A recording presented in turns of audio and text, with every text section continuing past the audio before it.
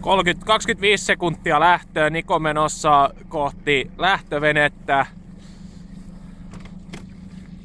Kääntyy takaisin poijun päähän.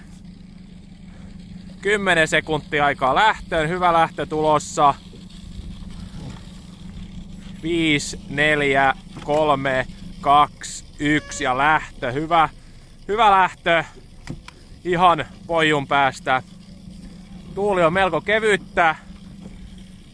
Keskellä hiukan ehkä enemmän tuulta kuin laidoissa. Hyvä lähtö vapaistuulista, helppo jatkaa.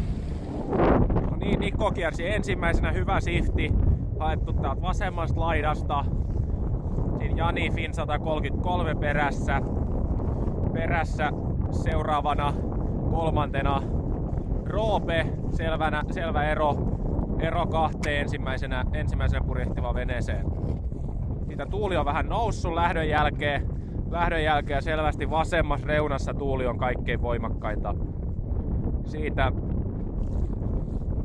okkas piirataan ulos ja suunnataan kohti alaverkkiä. Selvä hyvä ero kolmantena olevaan toi purjehtija. Helppo purjehtia lenssi vapaastuulessa ja kasvattaa eroa vielä lisää.